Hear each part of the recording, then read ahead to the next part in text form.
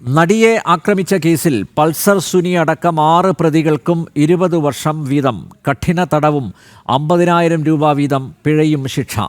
വിവിധ കുറ്റങ്ങൾക്ക് പ്രത്യേകം ശിക്ഷ വിധിച്ചെങ്കിലും ഒരുമിച്ച് അനുഭവിച്ചാൽ മതി. എറണാകുളം പ്രിൻസിപ്പൽ സെഷൻസ് കോടതിയുടേതാണ് ഉത്തരവ്.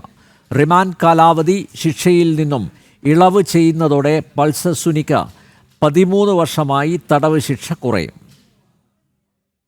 നടിയെ ആക്രമിച്ച കേസിൽ കുറ്റക്കാരെന്ന് കണ്ടെത്തിയ 1 മുതൽ 6 വരെ പ്രതികളായ പൾസർ സുനി, മാർട്ടിൻ ആന്റണി, മണികണ്ഠൻ, വിജീഷ്, വടുവാൾ സലീം, പ്രദീപ് എന്നിവർക്ക് 20 വർഷം കഠിന തടവും 50,000 രൂപ പിഴയും ശിക്ഷ വിധിച്ചു.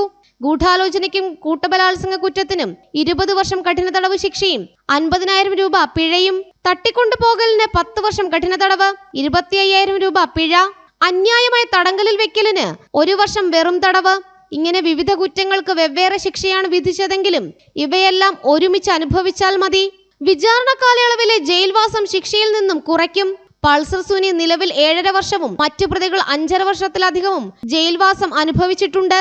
ഇക്കാലയളവ് ശിക്ഷയിൽ നിന്നും കുറയ്ക്കുന്നതോടെ പൾസർ സുനിക്ക് 12 വർഷത്തോളം മാത്രമേ കഠിന തടവ് അനുഭവിക്കേണ്ടി വരികയുള്ളൂ. പിഴത്തുകയിൽ 5 ലക്ഷം രൂപ അതിജീവിതയ്ക്ക് നൽകണം. അതിജീവിതയുടെ മോതിരവും തിരികെ നൽകണം. തൊണ്ടിമുതലുകളായ മൊബൈൽ ഫോൺ, പെൻഡ്രൈവ് എന്നിവ അതീവ രഹസ്യ സ്വഭാവത്തോടെ അന്വേഷണ ഉദ്യോഗസ്ഥൻ സൂക്ഷിക്കണമെന്നും എറണാകുളം പ്രിൻസിപ്പൽ സെഷൻസ് കോടതി നിർദ്ദേശിച്ചു. കേസിന്റെ ഉദ്വേഗജനകമായ സ്വഭാവം വിധിയെ ബാധിച്ചിട്ടില്ലെന്നും കോടതി ചൂണ്ടിക്കാട്ടി. എന്നാൽ പരിപൂർണമായ നീതി ലഭിച്ചില്ലെന്ന് സ്പെഷ്യൽ പ്രോസിക്യൂട്ടർ പ്രതികരിച്ചു. ജനം, കൊച്ചി.